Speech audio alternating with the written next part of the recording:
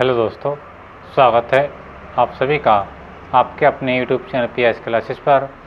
तो स्टूडेंट, आज के इस वीडियो लेक्चर में हम डिस्कस करेंगे अनुगमन वेग के बारे में स्टूडेंट। तो आज के वीडियो लेक्चर में पढ़ेंगे बेटा अनुगमन वेग क्या होता है स्टूडेंट, और इस अनुगमन वेग के लिए व्यंजक किस प्रकार प्राप्त किया जाता है और इसका मान कितना आता है। तो स्टूडेंट, आइए बिना किसी देरी के शुरू करते हैं अपने वीडियो लेक्चर को और देखते हैं क्या है बेटा अनुगमन वेग। तो वीडियो शुरू करने से पहले अर्थात कहने का मेरा तात्पर्य बेटा ये है कि मैं अपनी जो मैंने अभी समय बचाने के लिए बेटा इसकी डेफिनेशन बोर्ड पर लिख कर रखी स्टूडेंट, लेकिन मैं उसको बाद में समझाऊंगा बेटा। पहले मैं आप लोगों को समझाऊँ कि अनुगमन वेग रियल में होता क्या है स्टूडेंट, ठीक है। तो देखिए, पहले आप मेरी बात को समझें, उसके बाद हम अपनी डेफिनेशन को पढ़ेंगे स्टूडेंट, ठीक है। तो देखिए होता क्या है स्टूडेंट कि यदि कोई चालक है बेटा, क्या बेटा चालक, और बेटा आप जानते हैं कि यदि कोई चालक है तो चालक वो तभी कहला सकता है बेटा जब उसके अंदर यानी उसके आयतन में पर्याप्त मात्रा में क्या हो बेटा इलेक्ट्रॉन हो, और इलेक्ट्रॉन कौन से बेटा मुक्त इलेक्ट्रॉन हो। तो कहने का तात्पर्य बेटा ये है कि यदि किसी चालक के सिरों के बीच बेटा विभवांतर स्थापित ना किया जाए, अर्थात वहाँ पे उसके सिरों के बीच कोई बैटरी न लगाई जाए। जैसे आप यहाँ पे देख रहे होंगे स्टूडेंट, ये कोई क्या बेटा चालक है, क्या बेटा ये चालक, मैं लिख देता हूँ। देखिए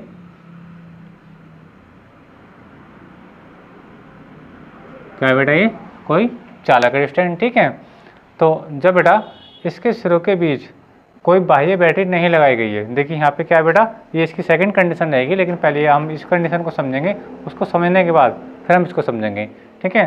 तो इस कंडीशन में क्या है स्टूडेंट कि देख रहे हैं आप लोग देख रहे होंगे कि इसके सिरों के बीच कोई बाह्य बैटरी नहीं लगी, अर्थात इसके बाह्य सिरों पर कोई वैद्युत क्षेत्र बेटा नहीं लगाया गया है, ठीक है। तो जब किसी चालक के सिरों के बीच बेटा बाह्य वैद्युत क्षेत्र नहीं लगा हुआ होता है तो चालक के भीतर के जो मुक्त इलेक्ट्रॉन होते हैं बेटा क्या होते हैं मुक्त इलेक्ट्रॉन स्टैंड, तो वो क्या करते हैं यादृच्छिक यानी रैंडम मोशन करते रहते हैं। रैंडम मोशन का मतलब क्या होता है बेटा, यादृच्छिक गति का मतलब ये होता है कि जब किसी चालक के सिरों के बीच कोई विभवांतर नहीं लगाया हो, जैसे यहाँ पर तो विभवांतर लगा है स्टैंड, ठीक है, लेकिन यहाँ पे विभवांतर नहीं लगा है, तो ये जो बेटा मैंने डार्क कलर से बनाया है बेटा ये क्या बेटा मुक्त इलेक्ट्रॉन अर्थात ये क्या फ्री इलेक्ट्रॉन, ठीक है बेटा। तो वैद्युत क्षेत्र की अनुपस्थिति में, ठीक है, तो इन इलेक्ट्रॉनों की जो गति करने की डायरेक्शन होती है बेटा क्या होती है, वो यादृच्छिक होती है, मतलब टेढ़ी मेढ़ी होती है। कहने का तात्पर्य बेटा मेरा ये है कि जब वैद्युत क्षेत्र इस चालक के सिरों के बीच नहीं लगा है बेटा, ठीक है, वैद्युत क्षेत्र का मतलब बेटा किससे है विभवांतर से, यानी यहाँ पे किसी भी वोल्ट की बैटरी बेटा यहाँ पे नहीं जोड़ी गई हो, तो इसके अंदर के जो इलेक्ट्रॉन है बेटा वो सभी संभव दिशाओं में क्या करते रहते हैं बेटा अनियमित गति करते रहते हैं, क्या कहते हैं बेटा, और इस अनियमित गति क्या है बेटा यादृच्छिक गति, यानी इंग्लिश में बोलते हैं इसको रैंडम मोशन, क्या बोलते हैं random motion stand, random motion, ठीक है स्टूडेंट। मेरा कहने का तात्पर्य बेटा ये है कि जब किसी चालक के सिरों के बीच विभवांतर स्थापित नहीं किया जाता है तो चालक के भीतर के जो मुक्त इलेक्ट्रॉन थे स्टैंड सब ये जो इलेक्ट्रॉन होंगे ये टेढ़ी मेढ़ी गति करते रहते हैं स्टैंड, ठीक है, अर्थात इनकी गति करने की कोई निश्चित डायरेक्शन बेटा नहीं होती है। आप देख रहे होंगे कि ये इलेक्ट्रॉन इस ओर को गति कर रहा है, इसका वेग इस ओर को है बेटा, इसका वेग उस ओर को है, देखिए इसका वेग, यानी आप देख रहे होंगे कि सभी इलेक्ट्रॉनों के वेग जो है बेटा वेगों की जो डायरेक्शन है बेटा सबकी क्या बेटा भिन्न भिन्न है, ठीक है, यानी कोई निश्चित पैटर्न में इनकी गति नहीं हो रही है, ठीक है। तो कहने का तात्पर्य बेटा ये है कि जब किसी चालक तार के सिरों के बीच विभवांतर स्थापित नहीं किया जाता है तो चालक तार के भीतर के जो मुक्त इलेक्ट्रॉन बेटा क्या कहते हैं यादृच्छिक गति, यादृच्छिक का मतलब बेटा क्या टेढ़ी मेढ़ी गति करते रहते हैं, यानी इनकी कोई निश्चित दिशा नहीं होती है। और जब इनकी कोई निश्चित दिशा नहीं होती है बेटा तो इनके इलेक्ट्रॉनों का जब हम औसत निकालते हैं यानी इनके वेग का जब औसत निकालते हैं बेटा तो क्या आता है बेटा वो शून्य आता है। शून्य क्यों होता है बेटा कि देखिए बेटा इनका कोई निश्चित पैटर्न नहीं है, कोई उधर गति कर रहा है, कोई ऊपर, कोई नीचे, यानी कोई भी निश्चित पैटर्न इनकी गति का नहीं है। और जब इनकी गति का कोई निश्चित पैटर्न नहीं है बेटा तो जब इनकी गति का जब वेग का हम औसत निकालते हैं तो कितना आता है बेटा वो शून्य आता है। चलिए देखिए हमने क्या समझाने का प्रयास किया है, अनुगमन वेग हेडिंग लगाई है। जब किसी चालक के सिरों के बीच विभवांतर स्थापित नहीं किया जाता, देखिए यहाँ पे विभवांतर नहीं स्टैंड, ठीक है, तब चालक के भीतर मुक्त इलेक्ट्रॉन यानी जो आप देख रहे होंगे डॉट डॉट जो डार्क कलर में बेटा ये क्या फ्री इलेक्ट्रॉन है, ठीक है, मुक्त इलेक्ट्रॉन यादृच्छिक गति करते रहते हैं। यादृच्छिक गति का मतलब बेटा बेटा ये टेढ़ी मेढ़ी गति करते हैं, जिगजैग, ठीक है, जैसे आपने केमिस्ट्री में पढ़ा होगा ब्राउनी गति, तो ब्राउनी गति क्या होती है बेटा, उसमें कोलाइड कण जो होते हैं बेटा वो अनियमित वेग से इधर उधर गति करते रहते हैं। तो ये वही चीज़ है बेटा कि यहाँ पे जो इलेक्ट्रॉन है, मुक्त इलेक्ट्रॉन इस चालक में सभी संभव दिशाओं में गति कर रहे हैं, यानी कि गति करने की कोई निश्चित डायरेक्शन नहीं है स्टूडेंट, ठीक है। तो यादृच्छिक गति के कारण इन इलेक्ट्रॉनों का औसत वेग क्या होता है बेटा, शून्य होता है। आई होप आप देख रहे होंगे कि इन इलेक्ट्रॉनों के वेग का जब हम औसत वेग निकालेंगे, इनके वेग को क्या निकालेंगे बेटा, औसत वेग निकालेंगे, ठीक है। तो वो कितना प्राप्त होता है बेटा, शून्य प्राप्त होता है। उनका मेन कारण क्या है बेटा कि इनकी जो इलेक्ट्रॉनिक गति है बेटा कोई निश्चित डायरेक्शन पर नहीं है स्टूडेंट, ठीक है। तो इसका फाइनली जो रिजल्ट आता है बेटा वो क्या आता है, इनका 0 आता है। तो मैंने देखा, मैंने अब क्या लिखने का प्रयास किया है, यदि इन इलेक्ट्रॉनों के प्रारंभिक वेग क्रम से, यदि इन इलेक्ट्रॉनों के प्रारंभिक वेग क्रम से u1 u2 u3 dot dot dot un, un का मीनिंग बेटा ये है कि इस चालक के अंदर कितने इलेक्ट्रॉन है बेटा, n इलेक्ट्रॉन है, ठीक है।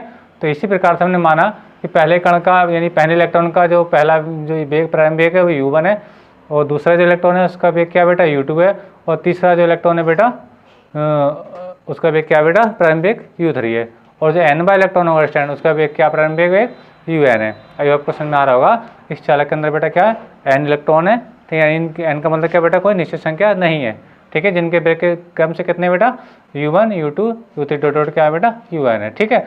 तब इनका औसत वेग, तब इनका औसत वेग UAB का मतलब AB का मतलब बेटा एवरेज है, एवरेज हिंदी में बोलते हैं औसत, ठीक है।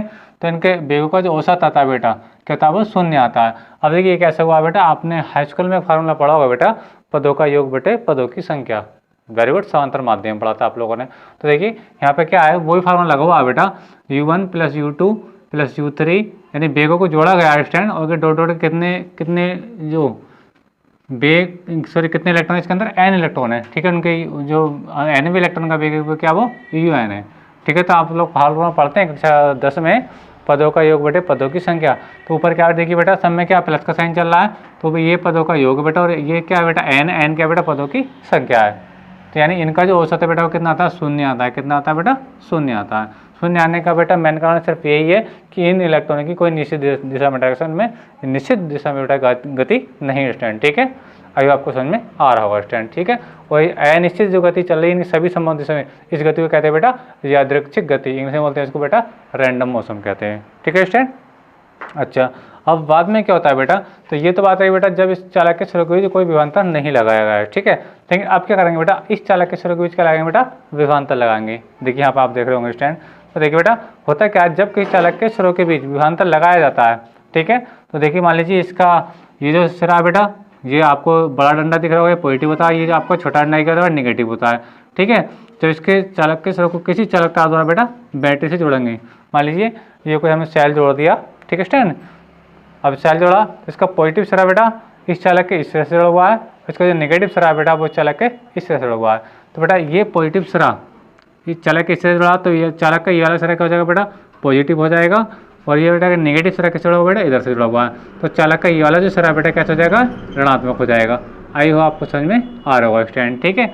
अब ये आप लोग जानते हैं स्टैंड कि ये सिरा नेगेटिव हो चुका है, ये सिरा पॉजिटिव हो चुका है, यानी चालक के अंदर क्या आ चुका है बेटा, वैद्युत क्षेत्र उत्पन्न हो चुका है। क्या हो चुका है बेटा, वैद्युत क्षेत्र उत्पन्न, ठीक है। जब वैद्युत क्षेत्र उत्पन्न हुआ स्टैंड, तो क्या हुआ कि जब हमने विभवांतर लगाया तो जो इलेक्ट्रॉन पहले अनियमित गति कर रहे थे, निरंतर टेढ़ी मेढ़ी गति कर रहे थे, जिसको हम क्या कहते हैं यादृच्छिक गति कहते हैं स्टैंड, ठीक है, कर रहे थे। लेकिन वैद्युत क्षेत्र लगाने के बाद यानी विभवांतर लगाने के बाद इनमें क्या हुआ कि ये क्या हुआ कि ये निगेटिव विभव, यानी आपको याद रखें कि जो माइनस का जो चिन्ह है बेटा, ठीक है, इसको बोलते हैं ऋणात्मक और इसको बोलते हैं बेटा धनात्मक, ठीक है। और आप जानते हैं कि जब हमने इसको बैटरी को यहाँ पे जोड़ दिया इसके सिरों के बीच स्टैंड, तो क्या हुआ कि इस तरह का ये सिरा नेगेटिव हो गया, ये वाला सिरा पॉजिटिव हो गया। अब बेटा ये हो गया इसका नेगेटिव सिरा, ठीक है। और इस चालक के अंदर क्या बेटा बहुत सारे मुक्त इलेक्ट्रॉन है, और इलेक्ट्रॉन पर क्या चार्ज होता है बेटा, नेगेटिव चार्ज होता है। क्या चार्ज होता है बेटा, नेगेटिव चार्ज। तो इस वाले सिरे के बीच और इन इलेक्ट्रॉनों के बीच में कौन सा बल लगेगा बेटा, प्रतिकर्षण बल लगेगा। क्यों लगेगा, क्योंकि आप जो जानते हैं बेटा कि इस चालक का ये वाला जो सिरा है बेटा नेगेटिव हो चुका है, यानी ऋणात्मक हो चुका है, और इलेक्ट्रॉन पर कौन सा चार्ज है, वो भी ऋणात्मक है। तो आप देख रहे होंगे ये चार्ज और ये चार्ज बिल्कुल क्या बेटा सेम है, और जब ये सेम है तो बेटा इनमें क्या लगेगा, प्रतिकर्षण बल लगेगा।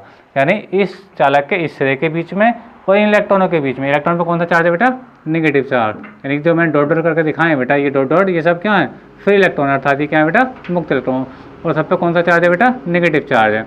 तो सब पे नेगेटिव चार्ज है और ये चालक का ये वाला भी सारा नेगेटिव है, तो इनमें बीच में क्या लगेगा बेटा, प्रतिकर्षण बल लगेगा। क्या लगेगा बेटा, प्रतिकर्षण बल लगेगा। ठीक है, और जबकि ये वाला सारा क्या बेटा, धनात्मक है, यानी धनावेशित है, यानी क्योंकि बैटरी के धन से जुड़ा हुआ है। ठीक है, तो अब इलेक्ट्रॉन कैसे बेटा, नेगेटिव है, इलेक्ट्रॉन कैसे बेटा, नेगेटिव, सब पे नेगेटिव चार्ज है। और ये चालक है, ये जो सिरा बेटा धनात्मक है, तो ये प्लस हो गया एक, यानी एक प्लस, और ये इलेक्ट्रॉन कैसा बेटा, माइनस। ठीक है, तो इनमें क्या आएगा बेटा, आकर्षण बल लगेगा।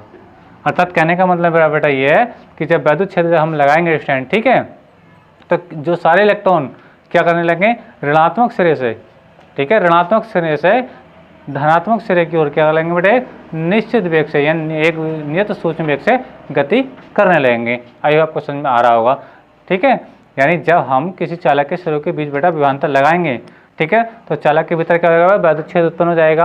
और वैद्युत क्षेत्र की डायरेक्शन आप बताना चाहो तो रहेगी बेटा इससे, यानी प्लस से माइनस की ओर। वैद्युत क्षेत्र की अगर हम बात करें बेटा ई की, तो वैद्युत क्षेत्र हमेशा कैसा रहेगा, मैं आपको बताऊं, देखिए डायरेक्शन पर रहेगा, प्लस से दूर माइनस की ओर। ये आपने पहले लेसन में खूब ध्यान से आप लोगों ने बेटा पढ़ा है और हमने आपको पढ़ाया स्टैंड। ठीक है, तो जब हमने वैद्युत यहाँ पे इसके सिरों को बैटरी लगाई स्टैंड, तो इसके सिरों पर क्या हो गया बेटा, वैद्युत क्षेत्र उत्पन्न हो गया, जिसकी डायरेक्शन धन आवेश से माइनस आवेश की ओर है। ठीक है स्टैंड, तो अब वैद्युत क्षेत्र लगाने के बाद सारे इलेक्ट्रॉन क्या हुआ बेटा, इस ओर को आने प्रारंभ हो गए। ठीक है, क्योंकि इनमें क्या, इस सिरे के बीच में और इलेक्ट्रॉन के बीच में क्या होगा, प्रतिकर्षण हो गया, जबकि ये सिरा कैसा है बेटा, धनात्मक, इलेक्ट्रॉन पर कैसा है नेगेटिव, यानी सारे इलेक्ट्रॉन धनावेशी सिरे की ओर क्या हो गए बेटा, आने शुरू हो गए। ठीक है, किधर से, ऋणावेशी सिरे से।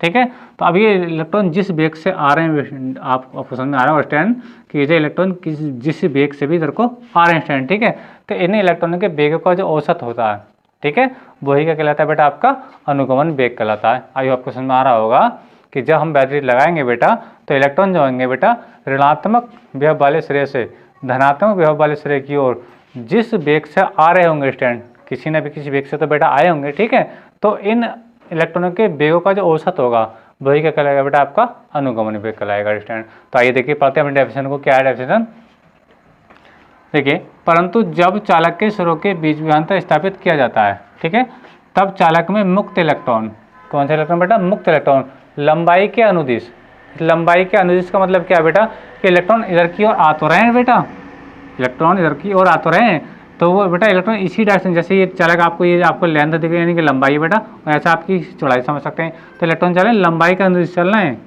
इलेक्ट्रॉन ऐसे ऊपर नीचे गति नहीं कर रहे हैं स्टैंड। ठीक है, जबकि इसमें ये कंडीशन देखने को मिल सकती है, जबकि इसमें कंडीशन देखने को नहीं मिलेगी। इलेक्ट्रॉन चलेंगे बेटा लंबाई के अनुदिश चलेंगे, चालक की लंबाई ऐसी आपको दिख रहा है, लंबाई ऐसे है, चौड़ाई ऐसे है, तो इलेक्ट्रॉन चलेंगे बेटा लंबाई के अनुदिश चलेंगे, ना कि चौड़ाई के अनुदिश चलेंगे। आई होप क्वेश्चन में आ रहा होगा। ठीक है, तो लंबाई के अनुदिश निम्न विभव वाले सिरे से, निम्न विभव का मतलब बेटा क्या हुआ, कि जो नेगेटिव चार्ज है, ठीक है, यानी जो ऋणावेश सिरा है, इसको बोलते हैं बेटा निम्न विभव, और जिसका धनात्मक सिरा है इसको बोलते हैं बेटा उच्च विभव। तो इलेक्ट्रॉन जाएंगे बेटा निम्न विभव वाले सिरे से उच्च विभव वाले सिरे की ओर आना शुरू कर देंगे। तो देखिए यहाँ पे लिखा गया है बेटा, निम्न विभव वाले सिरे से उच्च विभव वाले सिरे की ओर एक नियत सूक्ष्म वेग से गमन करने लगते हैं, यानी ये इलेक्ट्रॉन है बेटा निम्न विभव वाले सिरे से उच्च विभव वाले सिरे की ओर क्या लगेगा बेटा, गमन करने का मतलब बेटा चलने लगते हैं। गमन करने का मतलब क्या बेटा, वो निगेटिव विभव से पॉजिटिव विभव की ओर बेटा आना प्रारंभ कर देते हैं। ठीक है, तब इन इलेक्ट्रॉनों का औसत वेग, ये जो अब आ रहे हैं स्टैंड, इन इलेक्ट्रॉनों का औसत वेग क्या कहलाएगा बेटा, अनुगमन वेग कहलाता है स्टैंड। ठीक है, इसे बीडी से प्रदर्शित करते हैं। बीडी, बीड़ी में समझ लेना बेटा, बीड़ी नहीं बोल रहा हूँ, कभी बीड़ी की याद आ रही हो, ठीक है, गंदी बात है, बीड़ी का नाम लेते हैं ना, तो मैं बीडी है, ड्रिफ्ट वेलोसिटी इंग्लिश में बोलते हैं इसको, ड्रिफ्ट वेलोसिटी, अनुगमन वेग। तो बेटा बीडी, डी बेटा क्या आपका सपेक्ष में बना हुआ है स्टैंड। ठीक है, तो इसे बीडी से प्रदर्शित करते हैं स्टैंड। ठीक है, चलिए अब आगे देखते हैं इसके लिए। यदि विद्युत क्षेत्र की उपस्थिति में, यदि विद्युत क्षेत्र की उपस्थिति में इनके वेग क्रमशः, ठीक है, यानी इनके वेग क्या बेटा, V1, V2, V3 dot dot क्या बेटा Vn है, यानी वैद्युत क्षेत्र की अनुपस्थिति थी, वैद्युत क्षेत्र नहीं था, तो इनके वेग क्या थे बेटा U1, U2, U3, ये आप देखेंगे U1, U2, U3 और क्या थे UN थे, लेकिन वैद्युत क्षेत्र में इनके वेग क्या है बेटा, देखिए V1, V2, V3 dot dot क्या बेटा Vn है। तब इनका औसत वेग अर्थात अनुगमन वेग क्या होगा बेटा, देखिए BD is equal to V1 plus V2 plus Vn plus dot dot plus क्या होगा बेटा ये Vn, आई होप आपको समझ में आ रहा होगा। ओवर में क्या बेटा n, यानी वही फार्मूला लगा हुआ औसत वाला, पदों का योग बेटे पदों की संख्या। पहले पद किसके रूप में थे, v1 u2 u3 के रूप में थे बेटा, और अब पद किस रूप में, v1 v2 प्लस v3 के रूप में। फार्मूला वही देखो, पदों का योग बेटे पदों की संख्या। n पदों की संख्या का मतलब क्या, n, इस चालक के अंदर कितने इलेक्ट्रॉन है, n। आइए पसंद, जो ये चालक था बेटा वही ये चालक है, पर अंतर इसमें किसने वैद्युत क्षेत्र इसके स्वरूप भी नहीं लगा हुआ, इसलिए इसके अंदर के जो मुक्त इलेक्ट्रॉन थे बेटा सभी संभव दिशाओं में, ठीक है, यानी इनकी जो डायरेक्शन गति करने की जो दिशा थी बेटा कोई निश्चित दिशा नहीं थी। लेकिन जैसे हमने वैद्युत क्षेत्र लगाया, ठीक है, तो एक निश्चित दिशा में वो निम्न विभव वाले सिरे से उच्च विभव वाले सिरे की ओर बेटा गमन करने लगे। आइए आपको समझ में आ रहा होगा स्टैंड, ठीक है। तो मैंने कहने का मतलब क्या था, इन इलेक्ट्रॉनों का जो औसत वेग होगा वही क्या कहलाएगा, आपका अनुगमन वेग कहलाएगा। तो औसत के लिए क्या होता है बेटा, पदों का योग बेटा पदों की संख्या, ठीक है। पदों की संख्या मतलब क्या, मुक्त इलेक्ट्रॉन की संख्या, मुक्त इलेक्ट्रॉन की संख्या कितनी बेटा, n है। आइए आपको समझ आ रहा होगा। तो अनुगमन वेग का फार्मूला हो गया बेटा आपका v1 plus v2 plus v3 plus dot dot dot plus vn upon n। आइए आपको समझ आ रहा हो। स्टैंड, इस फार्मूले को अच्छी तरीके से याद कर लें, क्योंकि ये फार्मूला बेटा अभी हम जब ओम का नियम पढ़ेंगे स्टैंड, ठीक है, जो बहुत ज़्यादा इंपॉर्टेंट रहेगा, ठीक है, ये भी बेटा बहुत इंपॉर्टेंट है। ये जो लैंग्वेज आपसे, ये जो डेफिनेशन है आपसे 2 मार्क्स में पूछी जाती है, अर्थात 2 नंबर में पूछी जाती है स्टैंड। तो ये थी बेटा आपको अनुगमन वेग की परिभाषा, ठीक है स्टैंड। और हम इसका जो डेरिवेशन है वो कैसे प्राप्त करेंगे, अर्थात इसका मान कैसे निकालते हैं वो हम आपको बताएंगे। तो इसको मैं एक सिंपल शब्दों में एक बार फिर से समझाने का प्रयास करता हूँ बेटा। यदि किसी चालक के सिरों के बीच अगर हम कोई बाह्य बैटरी ना लगाएं स्टैंड, ठीक है, तो चालक के भीतर के जो मुक्त इलेक्ट्रॉन होते हैं बेटा वो सभी संभव दिशाओं में गति करते रहते हैं, अर्थात वो अनियमित गति करते रहते हैं, ठीक है, जिसे हम क्या कहते हैं बेटा, यादृच्छिक गति कहते हैं, जिसे हम इंग्लिश में बोलते हैं बेटा रैंडम मोशन कहते हैं। जिसकी कंडीशन बेटा ये समझाइए, ठीक है। और इस स्थिति में इनका जो औसत वेग होता है बेटा कहता है वो 0 होता है, ठीक है स्टैंड। अच्छा, अब हम बात बताएं आप लोगों के लिए, जब इस चालक के सिरों के विभवांतर लगाया जाता है, देखिए विभवांतर लगा दिया, तो चालक तार के अंदर जो मुक्त इलेक्ट्रॉन होते हैं बेटा, मुक्त इलेक्ट्रॉन फ्री इलेक्ट्रॉन होते हैं ना, तो जब लगाएंगे तो वैद्युत क्षेत्र क्या था, प्लस से माइनस की ओर होता है बेटा, तो वैद्युत की डायरेक्शन इधर की है, लेकिन बेटा इलेक्ट्रॉन जो चलते हैं वैद्युत क्षेत्र के विपरीत चलते हैं, ठीक है, वैद्युत क्षेत्र के विपरीत, तो सारे इलेक्ट्रॉन क्या आने बेटा इधर की ओर आना प्रारंभ हो जाते हैं, ठीक है स्टैंड। ऐसा क्यों हुआ, क्योंकि ये सिरा बेटा कैसा नेगेटिव है चालक का, ये सिरा कैसा है बेटा पॉजिटिव है, और इलेक्ट्रॉन पर नेगेटिव चार्ज होता है, नेगेटिव में क्या हो गया बेटा प्रतिकर्षण हो गया, प्रतिकर्षण का सारे इलेक्ट्रॉन क्या हो गए धनावेशित हो गए, जो प्लस चार्ज है बेटा यानी धनात्मक सिरा उस ओर रुकाना प्रारंभ हो गया कि इलेक्ट्रॉनों के बीच में और इस सिरे के बीच में आकर्षण बल लग रहा है, कौन सा लग रहा है आकर्षण, जबकि इस सिरे पर इलेक्ट्रॉन और ये सिरा नेगेटिव है, क्योंकि बैटरी के नेगेटिव सिरे जुड़ा हुआ बेटा, तो ये नेगेटिव इलेक्ट्रॉन भी नेगेटिव, इनमें कौन सा बल लग रहा है बेटा प्रतिकर्षण बल लग रहा है, जिसके प्रतिकर्षण के कारण बेटा ये इलेक्ट्रॉन ऋणात्मक सिरे से धनात्मक सिरे की ओर आना प्रारंभ हो गए, और इन इलेक्ट्रॉनों के वेग का जो औसत होता है बेटा यही कहलाता है बेटा आपका अनुगमन वेग कहलाता है। आई होप क्वेश्चन में आया हो स्टैंड, ठीक है।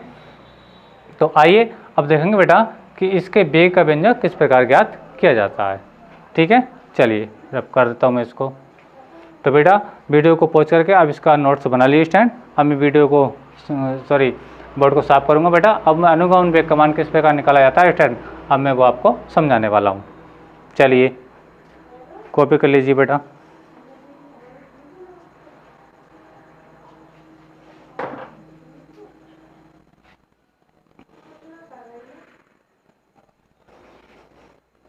चलिए साफ कर रहा हूँ।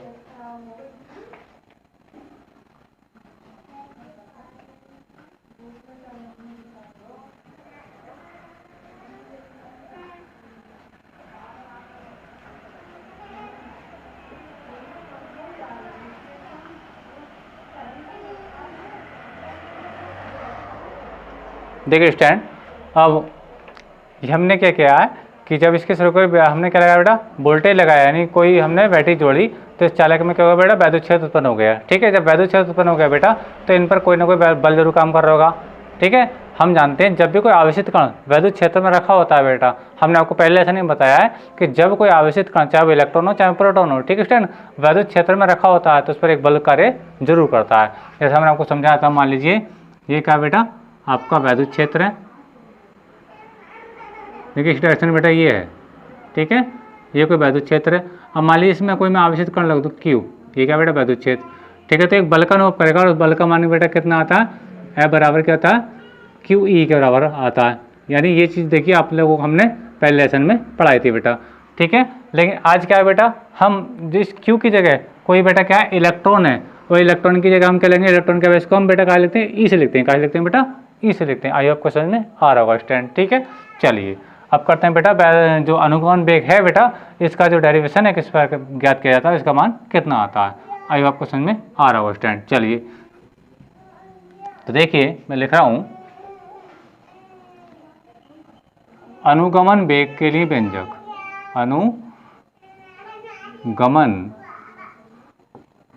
वेग के लिए व्यंजक, ठीक है स्टूडेंट। चलिए सॉल्व करते हैं इसको। देखिए देखो वैद्युत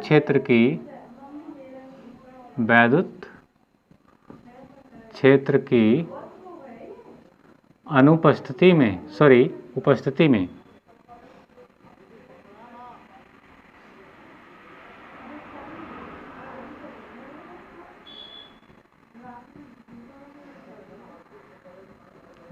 में इलेक्ट्रॉन पर लगने वाला बल, ठीक है स्टूडेंट, क्या होगा ध्यान समझें, वो रहेगा F बराबर होता है क्या बेटा, QE होता है। क्या होता है, QE, या QE क्या बेटा, वैद्युत क्षेत्र है, और Q बेटा क्या आवेशित कण है। लेकिन इलेक्ट्रॉन की जब बात करते हैं बेटा, कि इलेक्ट्रॉन की बात करते हैं, यानी इलेक्ट्रॉन के लिए जब हम बात करेंगे स्टूडेंट, तो Q की जगह हम क्या लिखेंगे बेटा, E लिखेंगे। क्या लिखेंगे बेटा, E लिखेंगे। अगर क्वेश्चन आ रहा होगा तो इस Q की जगह क्या आएगा बेटा, E आएगा, ठीक है स्टूडेंट। यानी ये देखिए U आया, E आ चुका है स्टूडेंट, ठीक है। अच्छा अब एक बात और बताएं, देखे ध्यान से बेटा कि वैद्युत क्षेत्र जो है बेटा इस सिरे से इस सिरे की ओर है, वैद्युत क्षेत्र धनात्मक सिरे से ऋणात्मक सिरे की ओर है, यानी इस ओर को वैद्युत क्षेत्र है। लेकिन इलेक्ट्रॉन कहाँ आ रहे हैं बेटा, वैद्युत क्षेत्र के विपरीत आ रहे हैं। आइए आपको समझ में आ रहा है। देखिए वैद्युत क्षेत्र की डायरेक्शन क्या है बेटा, इस ओर को है, यानी धन सिरे से ऋण सिरे की ओर को। लेकिन इलेक्ट्रॉन क्या आ रहे हैं बेटा, इसके वैद्युत क्षेत्र के विपरीत आ रहे हैं। और जब विपरीत आ रहे हैं बेटा, तो उस विपरीत कंडीशन को दिखाने के लिए यहाँ पे क्या लगाते हैं बेटा, माइनस लगा देते हैं। इसका क्या लगाते हैं बेटा, माइनस लगा देते हैं। क्या लगाते हैं बेटा, माइनस। चलिए मैं आपको सही करके दिखाऊं। देखिए ये हो जाएगा F बराबर हो जाएगा बेटा आपका माइनस E स्मॉल वाला, और ये हो जाएगा बेटा कैपिटल E। आई होप आपको समझ में आ रहा होगा स्टूडेंट, ठीक है। कहने का मतलब बेटा ये है कि इलेक्ट्रॉन पर वैद्युत क्षेत्र में कितना बल लगेगा बेटा, इस स्मॉल ई इंटू कैपिटल ई के बराबर लगेगा। और ये माइनस का चिन्ह इस बात को संकेत कर रहा है बेटा कि इलेक्ट्रॉन जो चल रहा है वैद्युत क्षेत्र की बेटा विपरीत दिशा में चल रहा है, ठीक है। चलिए अब लिखेंगे बेटा इस बल के कारण, इस बल के कारण उत्पन्न त्वरण, ठीक है। तो त्वरण यानी आपने फार्मूला पढ़ा है, सूत्र क्या होता है उसके लिए, ये होता है देखिए F बराबर क्या होता है बेटा, वेरी गुड, ma होता है, न्यूटन का गतिविद्युत दूसरे नियम, आपने 11वीं क्लास में पढ़ा होगा। अब इसका यहाँ से a का मान, a क्या बेटा, त्वरण है, और m क्या बेटा, जिस कण पर बल लगा उसका द्रव्यमान है, और f क्या बेटा, बल। तो जब मैं इसका a का मान निकालूंगा तो a बराबर आएगा बेटा आपका F/m आ जाएगा स्टूडेंट, ठीक है, F/m। अब देखिए f का मान है कि f का मान कितना है बेटा, वेरी गुड, f का मान है बेटा, तो a बराबर रहेगा आपके पास, ध्यान से समझें, माइनस E, और ये कैपिटल E, स्टैंड क्या रहेगा आपको बेटा, m रहेगा स्टैंड, ठीक है। इसको मैं समीकरण 1 का नाम देता हूँ, ठीक है बेटा। अब देखिए इस त्वरण ने क्या किया, पहले इन इलेक्ट्रॉनों के वेग क्या थे बेटा, U1, U2, U3 और क्या थे, UN थे। लेकिन इस त्वरण ने क्या किया, इसके वेग को चेंज कर दिया। क्या कर दिया, बाद में वेग क्या हो गया बेटा, V1, V2 एंड V3। क्योंकि त्वरण होता क्या है बेटा, त्वरण की डेफिनेशन होती है बेटा वेग परिवर्तन की दर को त्वरण कहते हैं। वेग परिवर्तन की दर को क्या कहते हैं बेटा, त्वरण कहते हैं। पहले वेग कितने थे बेटा, U1, U3 और क्या बेटा, U1, U2, U3। बाद में वेग कितने हो गए बेटा, V1, V2 एंड V3 हुए स्टूडेंट, ठीक है। तो देखिए अब मैं लिख रहा हूँ बेटा कि यह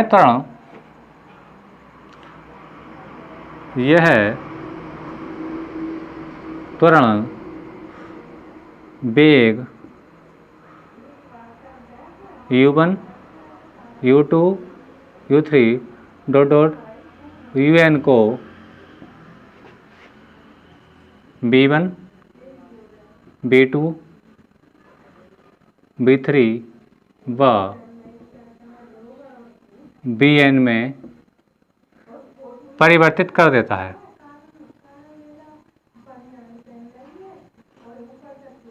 परिवर्तित कर देता है। ठीक है। अब जो बेटा वेग u1 u2 u3 से क्या हुआ बेटा b1 b2 b3 हुआ, तो इसमें कुछ समय भी लगा होगा। आई होप समझ में आ रहा होगा। तो अब देखिए इनमें समय क्या लेगा। यदि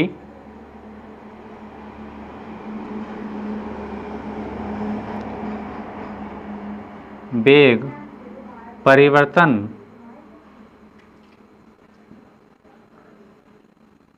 में का समय क्रमशः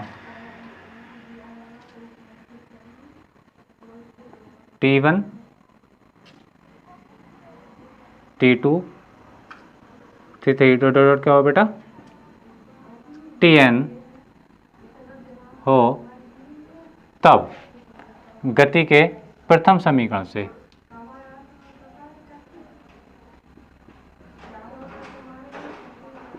गति के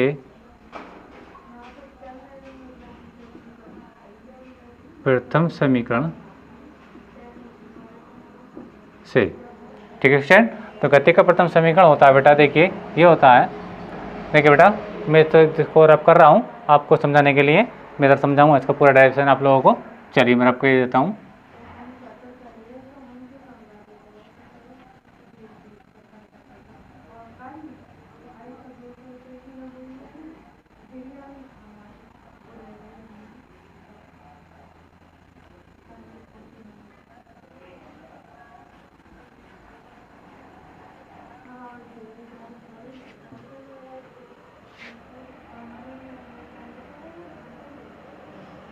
ठीक है स्टूडेंट।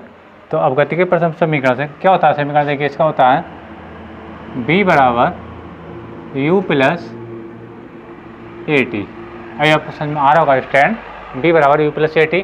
लेकिन पहले करण के लिए क्या हो जाएगा बेटा b1 हो जाएगा, वेग u1 हो जाएगा और समय हो जाएगा बेटा t1 हो जाएगा स्टूडेंट। ठीक है। अच्छा दूसरे कण के लिए हो जाएगा, अर्थात दूसरे इलेक्ट्रॉन के लिए क्या हो जाएगा बेटा वेग b2 हो जाएगा, प्रारंभिक वेग इसका u2 हो जाएगा ए, और ये बेटा हो जाएगा t2 हो जाएगा स्टैंड। ठीक है। अब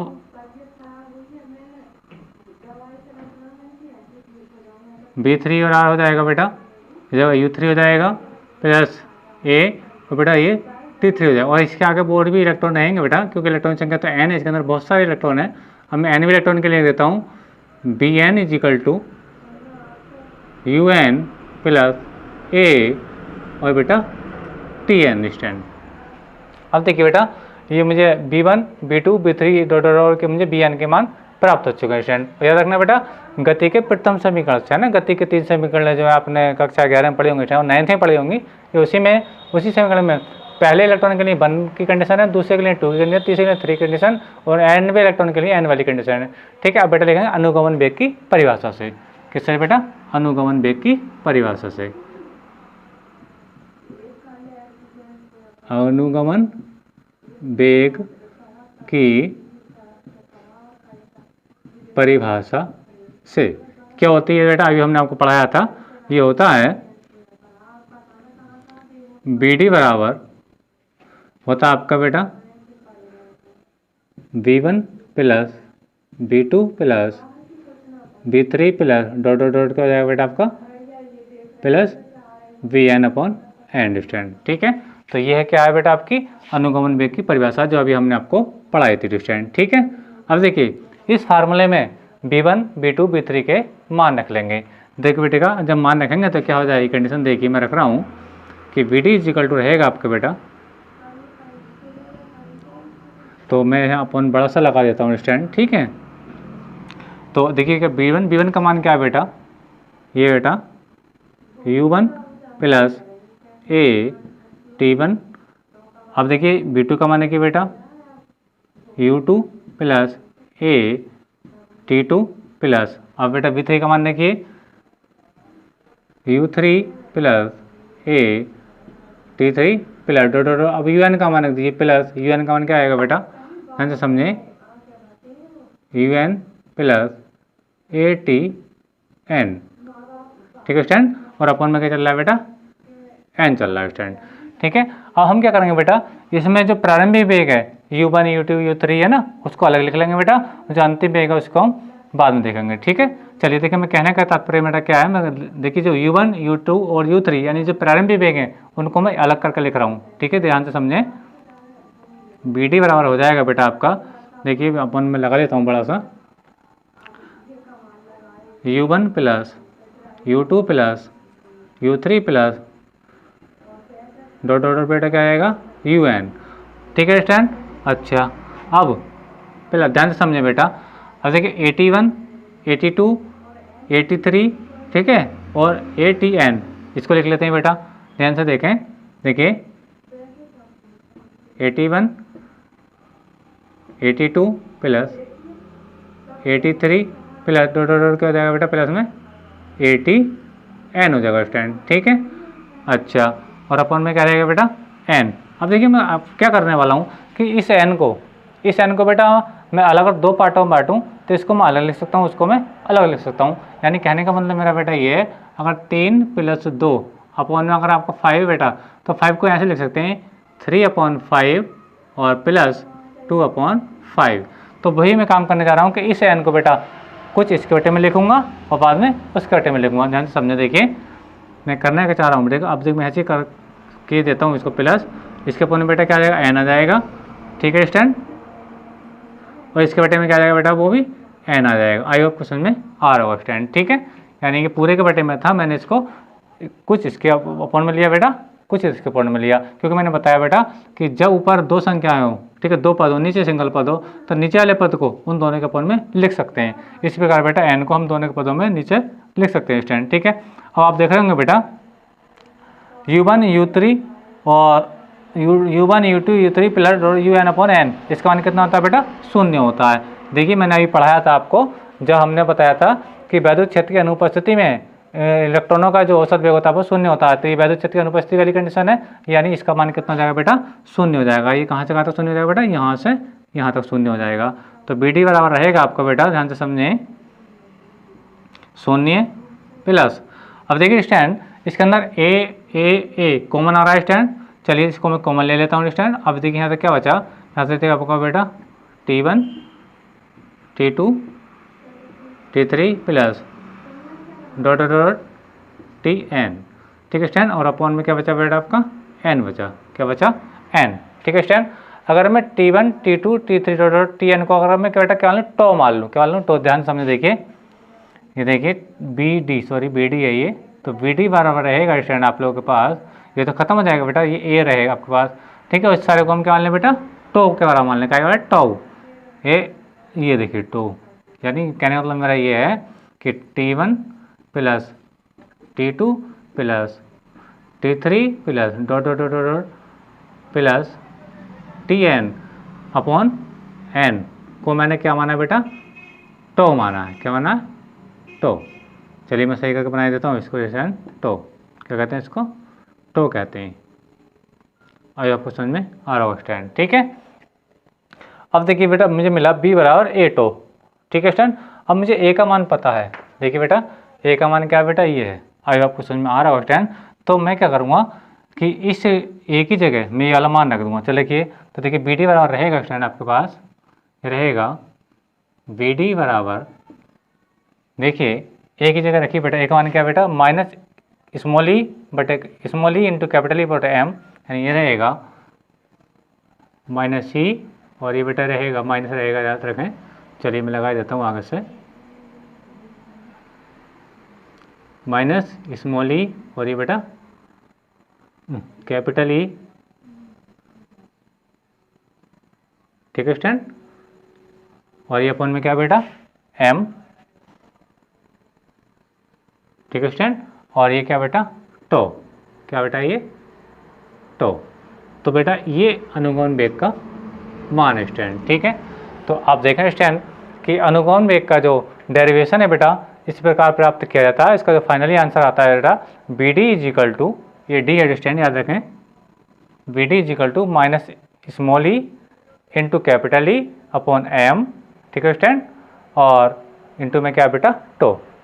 तो ये था बेटा इसका अनुगमन वेग का डेरिवेशन। तो स्टैंड इसको इस तैयारी बहुत बेहतरीन तरीके से करना है स्टैंड, क्योंकि अगर आप लोगों को ये चीज़ समझ में आ गई स्टैंड आज की, ठीक है, तो हम जो ओम का नियम पढ़ेंगे बेटा, जो लॉन्ग क्वेश्चन है 5 नंबर के रूप में आता है स्टैंड, उसी में टोटल इसी चीज़ का यूज होने वाला है स्टैंड, ठीक है। अगर ये भी चीज़ आपको समझ में आ चुकी है स्टैंड, तो आपको ओम का नियम क्वेश्चन समझने कोई प्रॉब्लम नहीं आएगी, क्योंकि अनुगमन वेग के आधार पर उसकी व्याख्या की जाएगी बेटा, उसके अंदर यही कंडीशन आप लोग को देखने मिलेगी, ठीक है स्टैंड।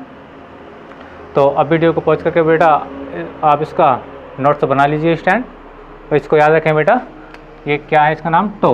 मैं एक बार फिर से लिख देता हूँ, इसको बेटा क्या बोलते हैं, टाउ, क्या बोलते हैं, टो, ऐसे भी लिख देते हैं, या फिर आप बेटा चलिए ऐसे लिख लीजिए, कोई बात नहीं, इसकी टो कह दें इसको, ठीक है स्टैंड। तो बेटा आप वीडियो को पॉज करके आप इसका नोट्स बना लीजिए।